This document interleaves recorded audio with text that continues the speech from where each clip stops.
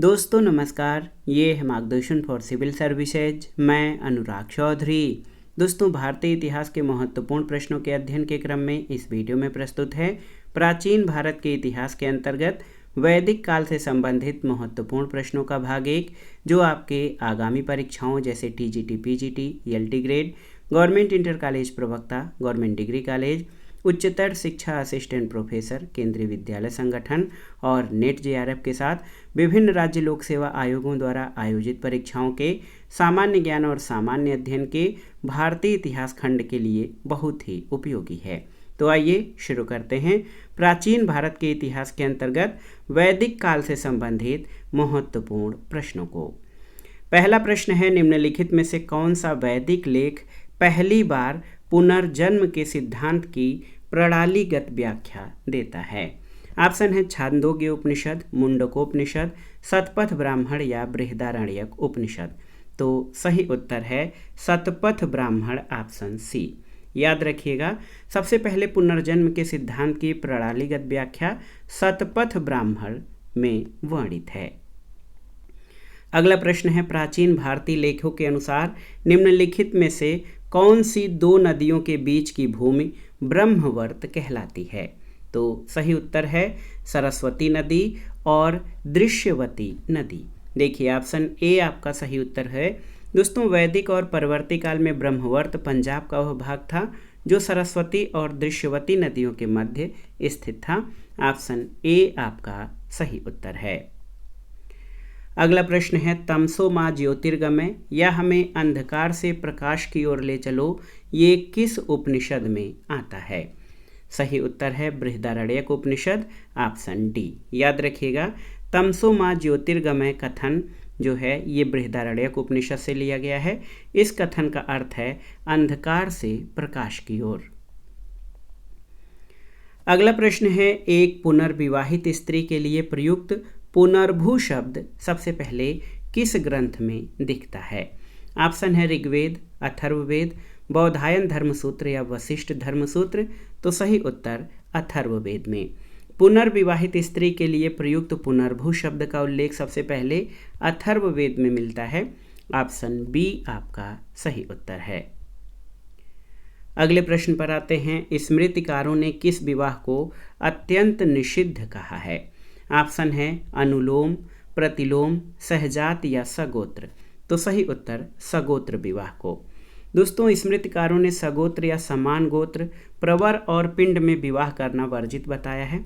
पाश्चात्य संस्कृतियों में विवाह को जहां एक संविदा मात्र माना गया है, वहीं हिंदू संस्कृति में इसे कभी भी समाप्त न होने वाली संस्था माना गया है। स्मृति ग्रंथों में विवाह के 8 प्रकारों का वर्णन मिलता है। ब्रह्म विवाह, दैव विवाह, आर्ष विवाह, प्रजापत्य विवाह, असुर विवाह, गांधर्व विवाह, राक्षस और पैशाच। इनमें से प्रथम 4 को प्रशस्त और अंतिम 4 को अप्रशस्त कहा गया है। अगला प्रश्न है, किस ग्रंथ में अवतारवाद की चर्चा है? आपको बताना है। ऑप्शन है ऐतरेय ब्राह्मण, कौशितकी उपनिषद, मनुस्मृति या भगवत गीता। तो सही उत्तर भगवत गीता में। याद रखिएगा, श्रीमद् भगवत गीता मौलिक रूप से संस्कृत भाषा में लिखी गई थी। ये प्राचीन धार्मिक ग्रंथ महाभारत का एक भाग है।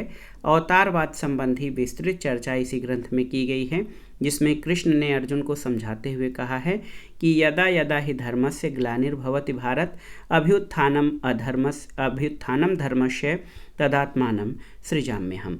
तो हे अर्जुन, जब जब धर्म की हानि और अधर्म की वृद्धि होती है, तब मैं प्रकट या अवतरित होता हूँ। अगला है कि निम्नलिखित में से किस ग्रंथ में जल प्लावन की कथा का वर्णन है? आपको बताना है। तो उत्तर है शतपथ ब्राह्मण में जल प्लावन की कथा का वर्णन है। शतपथ ब्राह्मण यजुर्वेद का ब्राह्मण है। प्राचीन इतिहास के साधन के रूप में वैदिक साहित्य में ऋग्वेद के बाद शतपथ ब्राह्मण का स्थान आता है। इसके रचयिता महर्षि याज्ञवल्क्य माने जाते हैं। इस ब्राह्मण में जल प्लावन कथा का वर्णन मिलता है। अगला प्रश्न है, प्राचीन भारतीय जिस विवाह में कन्या के पिता को गो मिथुन देने की शर्त होती थी, उसे कहते थे आर्ष, ब्राह्म, दैव या प्रजापत्य। तो सही उत्तर आर्ष विवाह।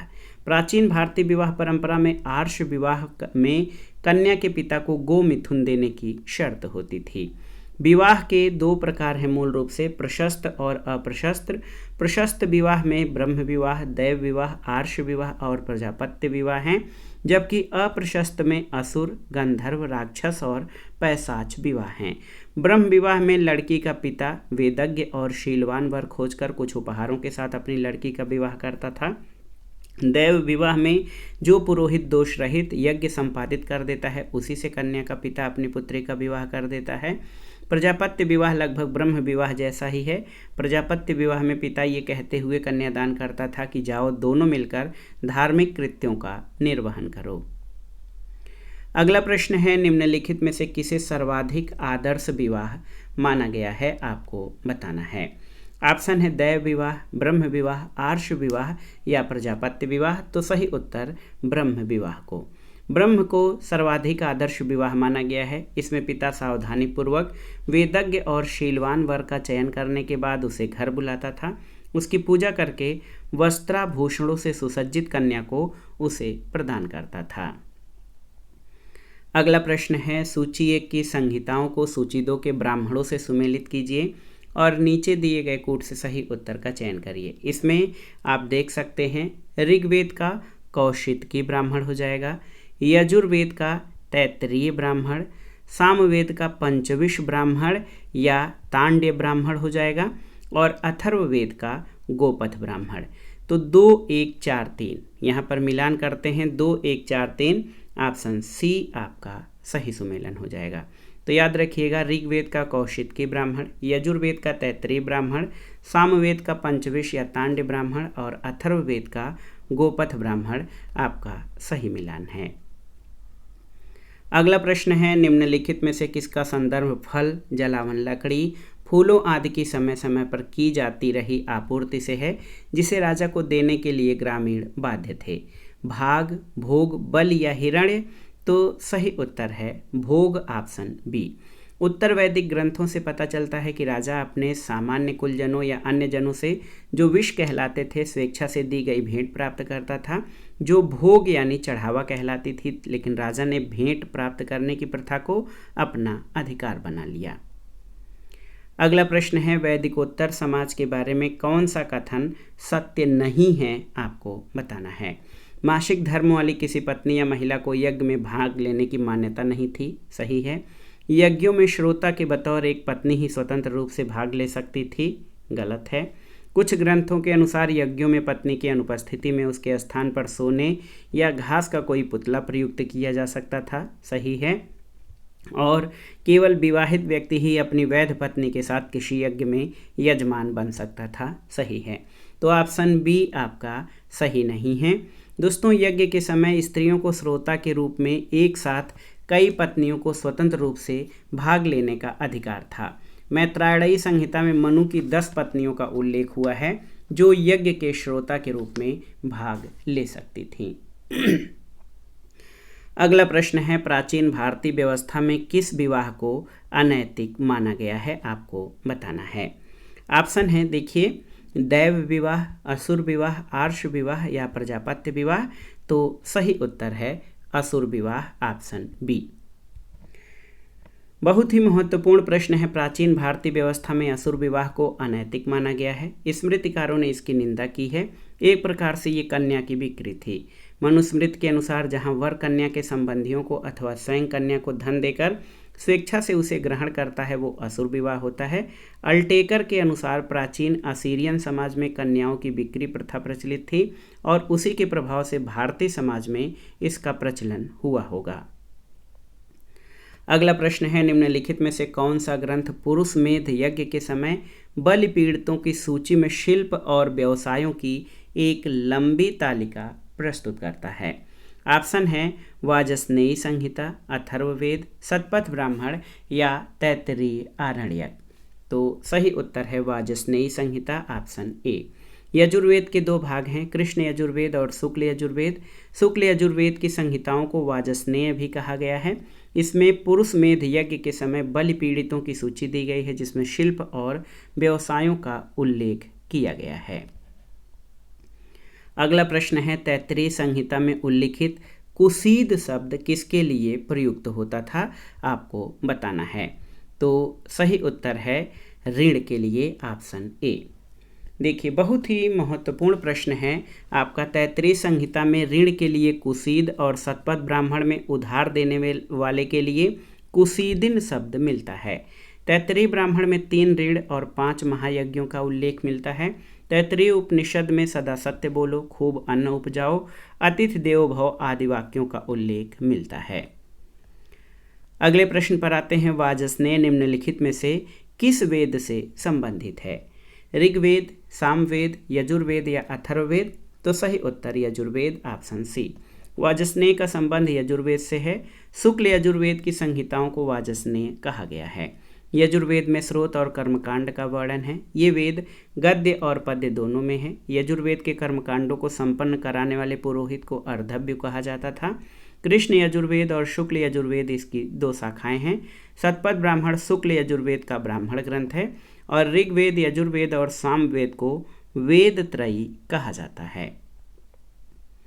अगला प्रश्न है, किस सम्मेलन को नरिस्ता कहा जाता था, जिसका अर्थ एक ऐसा संकल्प है जिसे तोड़ा नहीं जा सकता था?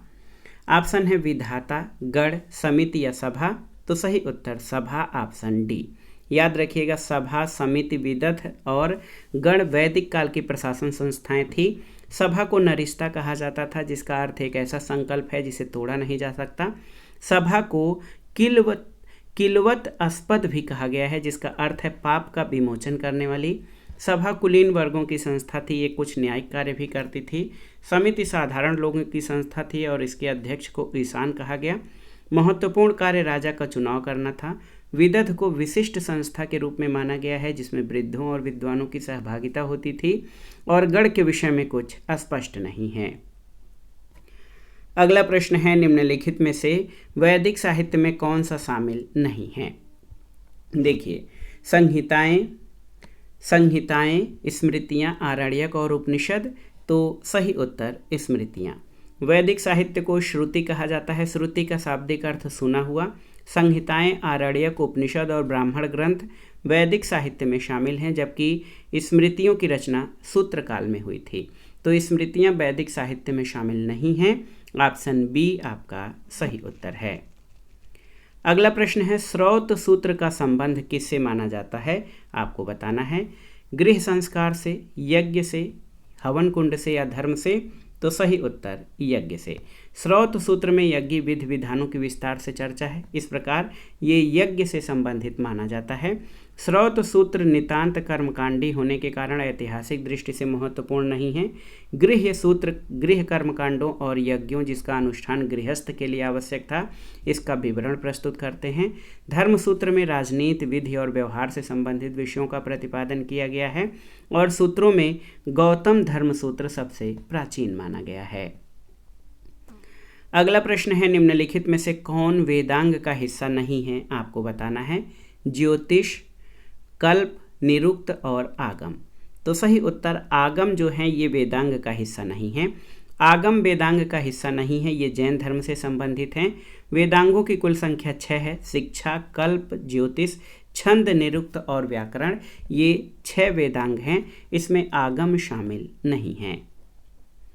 अगला प्रश्न है, वैदिक साहित्य के गद्य भाग के प्रत्येक अंग को क्या कहा जाता है? ऋचा, संहिता, साम या यजुष? तो सही उत्तर है यजुष, ऑप्शन डी। यजुष वैदिक साहित्य के गद्य भाग के प्रत्येक अंग को कहा जाता है। यजुष का शाब्दिक अर्थ यज्ञ होता है। यजुर्वेद की रचना गद्य और पद्य में की गई है। यजुर्वेद एक कर्मकांडी वेद है। इसका पाठ अर्धव्य पुरोहित द्वारा किया जाता है। इसे यज्ञ वेद और अर्धव्य वेद भी कहते हैं। अगला है, निरुक्त निम्नलिखित में से किससे संबंधित है? आपको बताना है। निरुक्त किससे संबंधित है? आपको बताना है। संगीत, व्याकरण, दर्शन या नृत्य? तो सही उत्तर व्याकरण, ऑप्शन बी। निरुक्त का संबंध वैदिक शब्दों की व्युत्पत्ति या व्याकरण से है। निरुक्त 6 वेदांगों में से एक है। अन्य वेदांगों में शिक्षा, कल्प, व्याकरण, छंद और ज्योतिष हैं। वैदिक स्वरों के शुद्ध उच्चारण के लिए शिक्षा शास्त्र की रचना हुई। कल्प वेदांग में कर्मकांड या विधि के नियम हैं। व्याकरण का कार्य भाषा शैली को वैज्ञानिकता प्रदान करना है। प्राचीनतम व्याकरण ग्रंथ पाणिनि की अष्टाध्यायी है। पद्यों को चरणों में सूत्रबद्ध करने के लिए छंद की रचना की गई और ज्योतिष में ब्रह्मांड और नक्षत्रों के बारे में भविष्यवाणी है और ये सभी वेदांग के 6 अंग हैं। अगला प्रश्न है, वैदिक साहित्य का प्राचीनतम ग्रंथ कौन सा है? ऋग्वेद, उपनिषद, सूत्र या महाकाव्य? तो सही उत्तर ऋग्वेद। वैदिक साहित्य का प्राचीनतम ग्रंथ ऋग्वेद है। ऋग्वेद जिसमें कुल 10 मंडल हैं, 10 राग युद्ध का उल्लेख 7वें मंडल में है। प्रथम और 10वां मंडल नवीनतम है। ऋग्वेद का दूसरा और 7वां मंडल वंश मंडल, ऋषि मंडल कहलाते हैं। ऋग्वेद के तृतीय मंडल में आप जानते हैं गायत्री मंत्र का उल्लेख है, जिसकी रचना ऋषि विश्वामित्र ने की थी। गायत्री मंत्र सविता को संबोधित है और ऋग्वेद के पुरोहित को होर्त्री कहा जाता है। अगला प्रश्न है, ऋग्वैदिक काल में कोई नियमित भूमि कर नहीं था, इसका कारण क्या है? तो सही उत्तर है, राजा को भूमि का मालिक नहीं समझा जाता था। ऋग्वैदिक काल में कोई नियमित भूमि कर नहीं था क्योंकि राजा को भूमि का मालिक नहीं समझा जाता था। ऋग्वैदिक समाज जनजातीय और समतावादी समाज था। भूमि की संपत्ति के संचय के आधार पर सामाजिक विभाजन मौजूद नहीं था। अगला प्रश्न है, सूची 1 का सूची 2 से सुमेलन करिए और दिए गए कूट से सही उत्तर का चयन करिए। ऋग्वेद का ब्राह्मण ग्रंथ आपका ऐतरेय ब्राह्मण हो जाएगा, मिलान कर लीजिए। सामवेद का पंचविश ब्राह्मण, यजुर्वेद का शतपथ ब्राह्मण और अथर्ववेद का गोपथ ब्राह्मण। तो यहाँ पर 3, 4, 2 और 1। तो यहाँ पर 3, 4, 2 और 1 ऑप्शन सी आपका सही उत्तर हो जाएगा, ऑप्शन सी। बहुत ही महत्वपूर्ण प्रश्न है। आप देख सकते हैं दोस्तों कि ऋग्वेद का ब्राह्मण ग्रंथ ऐतरेय ब्राह्मण, सामवेद का पंचविश ब्राह्मण, यजुर्वेद का शतपथ और अथर्ववेद का गोपथ ब्राह्मण है। अगला प्रश्न है, सामवेद के संपूर्ण मौलिक मंत्रों की संख्या क्या है? 1028, 1820, 75 या 6000? तो सही उत्तर 75। दोस्तों यहाँ पर आप देख सकते हैं सामवेद के संपूर्ण मौलिक मंत्रों की संख्या 75 है। इस वेद में कुल 1875 ऋचाएँ हैं। इस वेद में यज्ञों के अवसर पर गाए जाने वाले मंत्रों का संग्रह है। सामवेद भारतीय संगीत का प्राचीनतम उपलब्ध ग्रंथ है। इसे भारतीय संगीत का जनक माना जाता है। सामवेद के तांड्य ब्राह्मण में सरस्वती नदी के प्रकट और विलुप्त होने का विवरण है। भगवद गीता में सामवेद को सबसे अच्छा वेद कहा गया है। भगवान कृष्ण ने स्वयं को वेदों में सामवेद कहा है और सामवेद मुख्यतः पूर्व आर्चिक तथा उत्तर आर्चिक खंडों में विभक्त है। सामवेद की 3 शाखाएं हैं, कौथुमीय, जैमिनी और राणायनीय। अगला प्रश्न बहुत ही महत्वपूर्ण है। ऋग्वेद में किस नदी को अम्बितमे, नबीतमे, नदीतमे और देवीतमे कहा गया है? तो सही उत्तर सरस्वती नदी। ऋग्वेद में सर्वाधिक पवित्र और सम्मानित नदी सरस्वती है। ऋग्वेद में सरस्वती को माते तमा, देवी तमा और नदी तमा कहा गया है, यानी सबसे अच्छी माँ, सबसे अच्छी देवी और सबसे अच्छी नदी। अगला प्रश्न है, निम्नलिखित में से कौन सा एक कथन ऋग्वैदिक स्त्रियों के लिए असत्य है? यानी कौन सा कथन इसमें गलत है? ऑप्शन है, देखिए, कन्याओं को अपना पति चुनने की पूर्ण स्वतंत्रता थी, बिल्कुल सही है। ऋग्वैदिक युग में बाल विवाह प्रचलित नहीं था, सही है।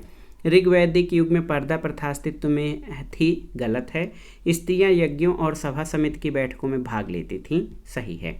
तो यहाँ पर ऑप्शन सी जो है ये गलत है। ऋग्वैदिक युग में पर्दा प्रथा अस्तित्व में नहीं थी। गुप्तकालीन साहित्य से उच्च वर्ग की स्त्रियों में पर्दा प्रथा की जानकारी मिलती है। बाणभट्ट के हर्षचरित्र और कालिदास के अभिज्ञान शाकुंतलम में पर्दा यानी अगगुंठन का जिक्र मिलता है, लेकिन गुप्त काल में पर्दे की प्रथा का अधिक विकास नहीं हुआ था। अगला प्रश्न है, ऋग्वेद में तसर निम्नलिखित में से किसके लिए प्रयुक्त हुआ है? तसर चरखी के लिए, बुनकर के लिए, रथ के लिए या लगाम के लिए? तो सही उत्तर चरखी के लिए। ऋग्वैदिक कालीन संस्कृति मूलतः ग्रामीण थी। उनके जीवन का मूलभूत आधार कृषि और पशुपालन था।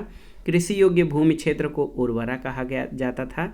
ऋग्वेद में लांगल और सीर जो है हल के लिए, तसर चरखी के लिए, अस्म चक्र रहट की चरखी के लिए, हंसिया के लिए श्रेणी, कूप तथा आवट खोदकर बने हुए गड्ढे, नहर को कुल्या, ध्याता और द्रविता भट्ठी में धातु गलाने वाले को, कुलाल मिट्टी के बर्तन बनाने वाले को कहा गया है। इसके अतिरिक्त वैद्य को भिषक, नाई को वाप्त्री, गायक, वादक, नर्तक और सुरा बेचने वालों का भी अलग वर्ग होता था। अगला प्रश्न है, निम्नलिखित में से किसे निरुक्त का प्रणेता कहा गया है, आपको बताना है। बादरायण, यास्क, पतंजलि या पाणिनि। तो सही उत्तर है किसको, आपको बताना है। सही उत्तर यास्क को। देखिए, ऋग्वेद, यजुर्वेद, सामवेद और अथर्ववेद वैदिक काल में रचे गए 4 प्रमुख ग्रंथ हैं। इन वेदों के 6 अंग बताए जाते हैं, शिक्षा, कल्प, निरुक्त, व्याकरण, छंद और ज्योतिष। तो निरुक्त के प्रणेता यास्क हैं। अगला प्रश्न है, सबसे पहले किसने सुझाव दिया कि संस्कृत, लैटिन और ग्रीक एक ही भाषा परिवार से संबंधित हैं। ऑप्शन है Charles Wilkins, VA. Smith, F. Max Muller या विलियम जोन्स।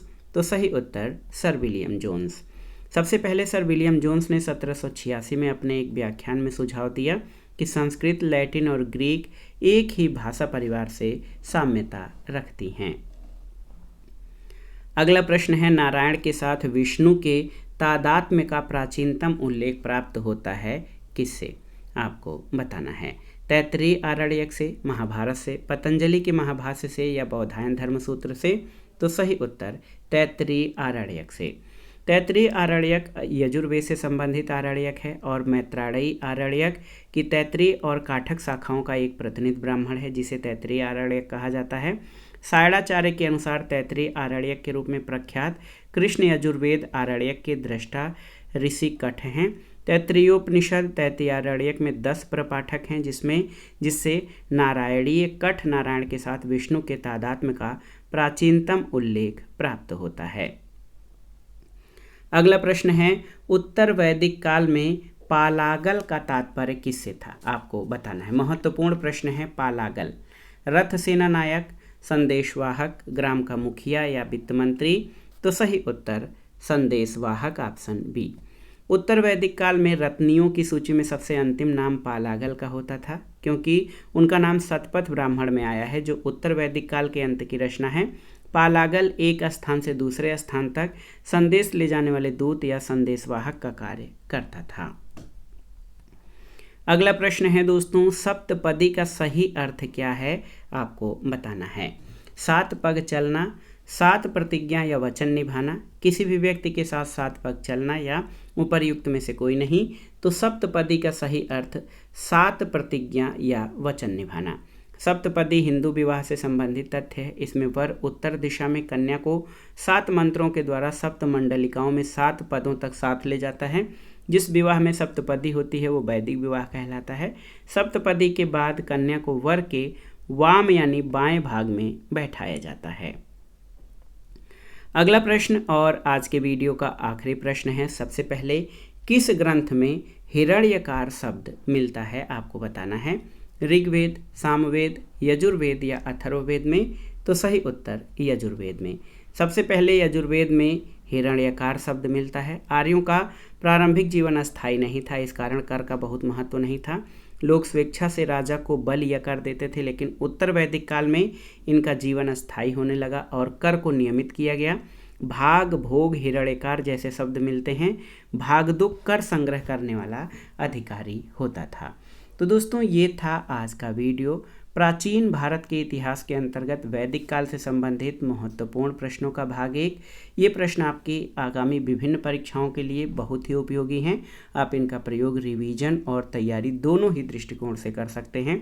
प्रश्नों को सॉल्व करने के क्रम में हमने कई अन्य महत्वपूर्ण तथ्यों को भी समाहित किया है, जो आपके आगामी परीक्षाओं के लिए बहुत ही महत्वपूर्ण हैं। आप इन प्रश्नों को अच्छे से तैयार कर लीजिए। वीडियो आपको कैसा लगा हमें कमेंट बॉक्स में ज़रूर बताइएगा। वीडियो को लाइक करें, शेयर करें और इस चैनल मार्गदर्शन फॉर सिविल सर्विसेज को सब्सक्राइब करें। वीडियो देखने के लिए धन्यवाद दोस्तों। नमस्कार।